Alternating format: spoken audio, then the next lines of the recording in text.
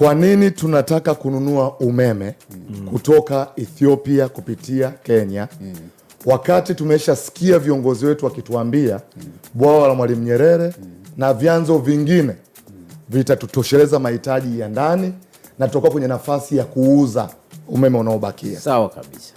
Vyanzo na uzalishaji wetu kwa sasa vinatosheleza mahitaji na kimsingi tunakuwa na ziada.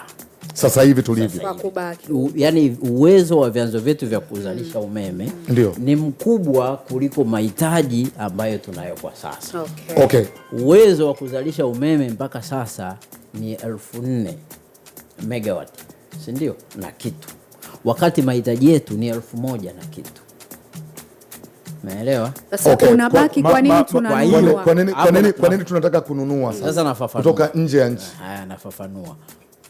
Nimesema gridi ya taifa inajengwa na vyanzo vivyo kama eneo tofauti tofauti. Vyanzo vyetu viko eneo la Morogoro, Pwani na Dar es Salaam, vyanzo vikubwa ambavyo mahitaji sasa yanaenda mpaka Arusha, mbali zaidi. Kwa hiyo umeme unaozalishwa hapa lazima usafirishwe sasa.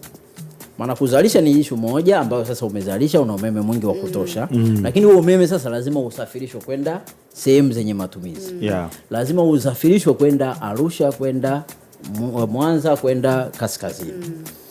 Ili wakati unasafirisha ule umeme, hapo njiani lazima kuna kupotea kwa umeme moja. Lakini kwa kuwa kule unakopeleka pia kuna mahitaji makubwa, ule msongo kwa maana ya voltage unayosafirishia inashuka. Kama ni ndogo. Kwa kama inashuka, yule aliyeko mwisho kule anaona voltage kidogo kwa sababu ana matumizi makubwa, lakini voltage inayofika pale ni kidogo kwa sababu njia unazosafirishia ni ndogo, si ndio?